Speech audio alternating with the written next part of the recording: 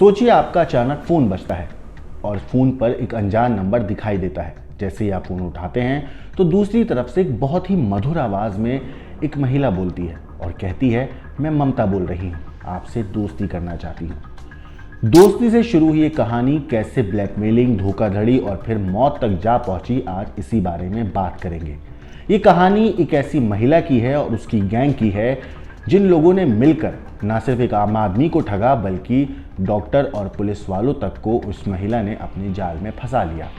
और उसके बाद शुरू होता है ब्लैकमेलिंग और धोखाधड़ी का सिलसिला। ये कहानी है एक ऐसी महिला और उसकी गैंग की जिसने एक शख्स को इतना मजबूर कर दिया था कि उसे अपनी जान देनी पड़ी। आज की कहानी में बात करेंगे एक ऐसे धोखे के बारे में जो आजकल बहुत आम हो चुका है। मैं आपको बताऊं उससे पहले मैं आपको एक बात बता देता हूं कि इस कहानी में जो भी नाम हम लेंगे पीड़ित के, वो नाम जो है बदले हुए हैं।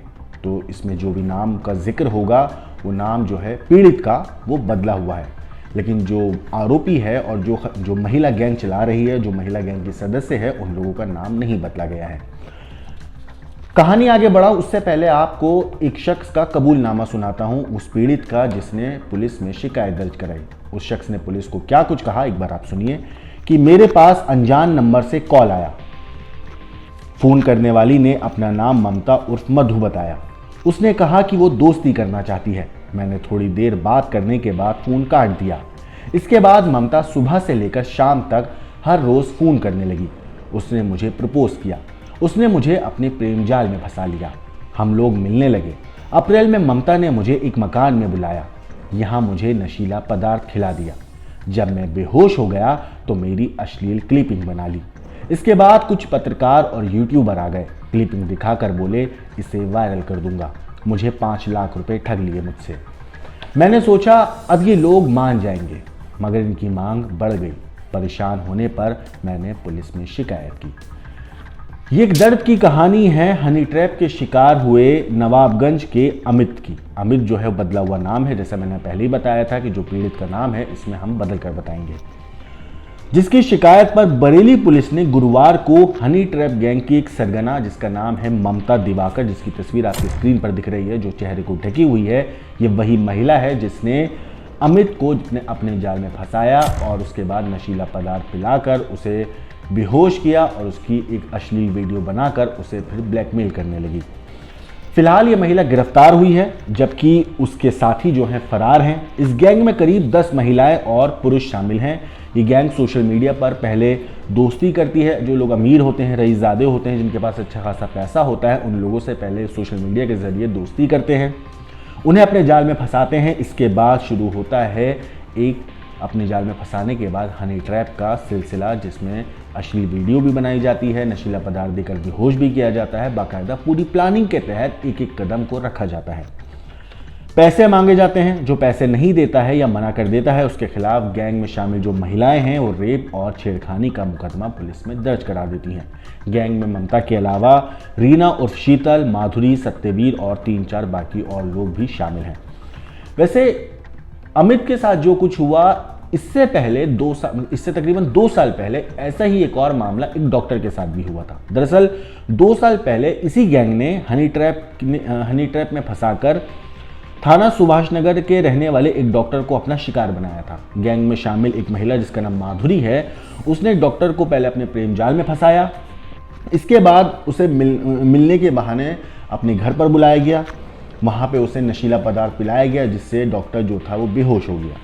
इसके बाद माधुरी ने अपने साथियों के साथ मिलकर उसके जो डॉक्टर था उसके साथ एक अश्लील वीडियो बनाई और कुछ फोटोज़ क्लिक किए। उस अश्लील वीडियो की जो क्लिपिंग थी ये अपने जो साथी थे, जो तथाकथित पत्रकार थे और यूट्यूबर थे, इन लोगों को बाकायदा दी गई प्लानिंग के तहत। और फिर उसके बाद वीडियो क्लिपिंग के ज़रिए उन पत्रकारों ने और जो यूट्यूबर थे, इन लोगों ने मिलकर डॉक्टर को ब्लैकमेलिंग का एक सिलसिला शुरू किया। रिपोर्ट्स के मुताबिक डॉक्टर को ब्लैकमेल करके 25 लाख रुपए तक इस गैंग ने वसूल कर लिए थे। इसके बाद भी गैंग के लोगों ने डॉक्टर का पीछा नहीं छोड़ा, उनसे और पैसों की डिमांड करी। थक हार कर जब डॉक्टर ने मना कर दिया कि मेरे पास और पैसे नहीं हैं, मैं तुम्हें और पैसे नहीं दे सकता हूँ, तब पैसे देने से जब मना किया तो इन लोगों ने क्लिप को वायरल करने के लिए कहा और उसे धमकी दी और ये भी कहा कि रेप और छेड़खानी का मुकदमा तुम पे दर्ज करा दिया जाएगा। इसके बाद इन लोगों की ब्लैकमेलिंग से और ठगी से डॉक्टर इतना ज़्यादा आजिज़ आ गया था, इतना ज़्यादा परेशान हो चुका था कि उसने अपनी ज़िंदगी को ही ख़त्म कर लिया। इस मामले में जो डॉक्टर थे उसके रिश्तेदारों ने पुलिस में जो है 2022 में मामला दर्ज कराया था और पुलिस ने आईपीसी की धारा 420, 342, 504, 506, 386, 388, 302, 120B और 34 आईपीसी के तहत मुकदमा दर्ज किया था पुलिस ने। इस मामले में माधुरी को तो पुलिस ने गिरफ्तार करके जेल भेज दिया था। हालांकि गैंग की जो सरगना थी ममता समेत बाकी सदस्य उस वक्त फरार हो गए थे, लेकिन अब ममता जो है वो भी पुलिस की गिरफ्त में है। इसके अलावा इन लोगों ने एक पुलिस इंस्पेक्टर को भी अपने शिकार बनाया था। दरअसल इस पूरे मामले पर अभी जो ममता का मामला आया है, इस मामले पर पुलिस का कहना है कि ममता की गैंग का एक सदस्य है सत्यवीर अमित। सत्यवीर जो था वो अमित के गांव का है, रहने मतलब थोड़ा रिश्तेदारी है। वो असल में अमित का जो गांव है उसका वहीं पर उसका ससुराल है।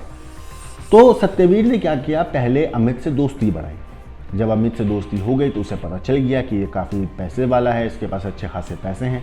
तो सत्यवीर ने अपनी गैंग में इस बारे में इत्तला दी। उसने बताया कि मेरे ससुराल के गांव में एक शख्स रहता है जिसका नाम अमित है, बहुत अच्छी पार्टी है, पैसा बहुत है, बहुत मोटी असामी है, इसको ठगेंगे तो अच्छा खासा पैसा आ सकता है। तो प्लान के तहत सत्यवीर ने अमित का मोबाइल नंबर अपनी गैंग की जो मेंबर थी ममता उस तक पहुंचाया ताकि ममता उसको कॉल करे और दोस्ती हो जाए।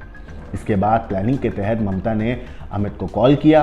कॉल करने के बाद दोनों की बातचीत का एक सिलसिला शुरू हुआ और फिर आखिरकार इन लोगों ने उसको अपने जाल में फंसाकर इस किस्म के अपराध में उसको मुब्तला कर लिया अच्छे से कि वो निकल नहीं पा रहा था। आरोपी महिला इस किस्म के अपराधों की पूरी एक टोली बना के चलती थी जो अपने साथियों के साथ मिलकर पैसे वालों को हनी ट्रैप में फंसाकर उन्हें ब्लैकमेल करती है।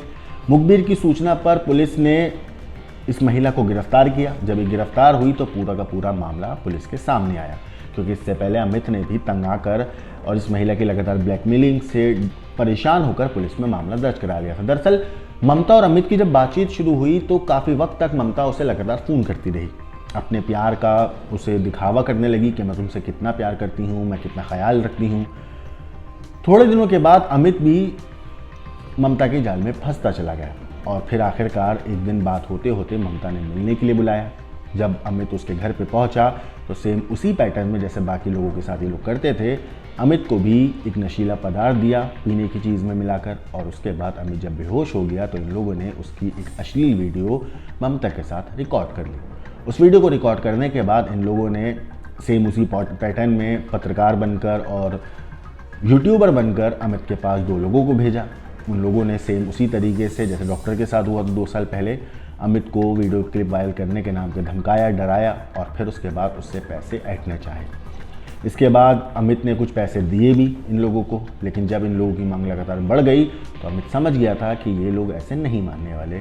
तब कहीं जाकर अमित ने पुलिस में शिकायत दर्ज कराई। पुलिस में शिकायत दर्ज हुई तो पुलिस ने मामला तफ्तीश किया और आखिरकार पुलिस ने मुखबिर की सूचना पर दोहरा पुल के पास से इस महिला को गिरफ्तार किया। वैसे ममता दिवाकर उर्फ मधु ने 6 महीने पहले बारादरी थाने में तैनात एक दरोगा को भी अपना शिकार बनाया था। उसे फ़ोन करके अपने जाल में फंसाया, फिर अश्लील क्लिपिंग सेम वही पैटर्न जो डॉक्टर अमित के साथ थी वही पैटर्न अपनाकर एक क्लिपिंग बनाई और उससे पैसे वसूले। इतना ही नहीं, करीब 5 लाख रुपए वसूलने के बाद भी गैंग की ब्लैकमेलिंग बंद नहीं हुई। जब दरोगा ने पैसे देने से इनकार कर दिया तो उसके खिलाफ बारादरी थाने में रेप का मुकदमा दर्ज करवा दिया गया। जाँच में लेकिन मामला फर्जी पाया गया। जब उसके बाद जो दरोगा थे उन्होंने राहत की सांस ली। इसी तरह सुभाष नगर के कारगुएना निवासी रिटायर्ड दरोगा को फंसाकर हनी ट्रैप गैंग ने पैसे वसूले थे। मुरादाबाद के ट्रेनी दरोगा को फंसाकर 5 लाख रुपए वसूले थे। इस गैंग ने पुलिस वालों के साथ मिलकर एक उद्योगपति को भी अपनी हनी ट्रैप में फंसाया था। इस मामले में एसएसपी के आदेश पर चौकी इंचार्ज सिपाही समेत जो पत्रकार हैं उनके खिलाफ भी मुकदमा दर्ज किया गया। बरेली के अलावा कुछ और ज़िलों में भी गैंग कई लोगों को अपना शिकार बना चुका है। लेकिन हनी ट्रैप ये एक शब्द सुनने के बाद कभी आपने सोचा है कि हनी ट्रैप शब्द आया कैसे सामने? दुनिया को हनी ट्रैप जो शब्द है वो मिला कैसे? तो मैं आपको बताऊं, 1974 में एक नॉवेल छपा था। उस नॉवल का नाम था टिंकर टेलर सोलर स्पाई।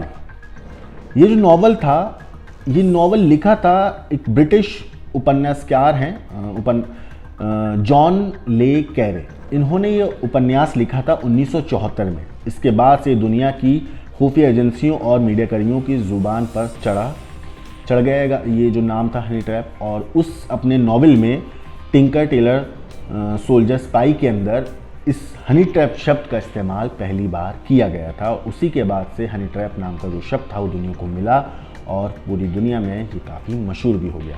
ज़रा सोचिए कि ये लोग कितने शातिर होते हैं कि अपराध की दुनिया में लोगों से दोस्ती करने के बहाने इतनी बड़ी वारदातों को अंजाम दे देते हैं। दोस्ती के नाम पे जिस तरीके से ठगी करते हैं और उसके बाद लोगों को उस हद तक मजबूर कर देते हैं कि कुछ लोग अपनी ज़िंदगी को ही ख़त्म कर दिया करते हैं, जैसा कि डॉक्टर ने किया था। डॉक्टर से तो इन्होंने 25 लाख रुपए उठाए थे। ना जाने ऐसे कितने लोग होंगे जिनसे इन्होंने पैसे इस तरीके से ऐंठे होंगे, उन्हें परेशान किया होगा और कुछ लोगों ने शायद अपनी ज़िंदगी भी ख़त्म कर ली होगी। लोगों से दुनिया के सामने उनकी क्लिप वायरल ना हो जाए इस डर से, बदनामी का डर, सोसाइटी का डर, ये डर इतना ज़्यादा बढ़ जाता है कि लोग अपनी ज़िंदगी ख़त्म करना आसान समझते हैं। और इन लोगों को कोई परवाह नहीं होती। इनका जो शिकार था जब वो अपनी जान दे देता है तो ये फिर दूसरा शिकार ढूंढने में लग जाते हैं, जैसा कि ये गैंग आमतौर पर कर रहा था। बरेली के आसपास इस तरीके कई मामले सामने आ चुके हैं जिसमें इस गैंग का कहीं ना कहीं कनेक्शन दिखाया गया है। फिलहाल ममता जो है पुलिस की गिरफ्त में है। पुलिस पता लगाने की कोशिश कर रही है कि बाकी लोग कहाँ हैं, ताकि इस मामले में सख्त से सख्त कार्रवाई हो सके, सारे आरोपियों को पकड़ा जा सके। सत्यवीर हो चाहे ममता हो, मधु पुलिस की गिरफ्त में है ही पहले ही। लेकिन इस तरह के केसेस के ऊपर आपकी जो भी राय है हमें कमेंट करके ज़रूर बताइएगा।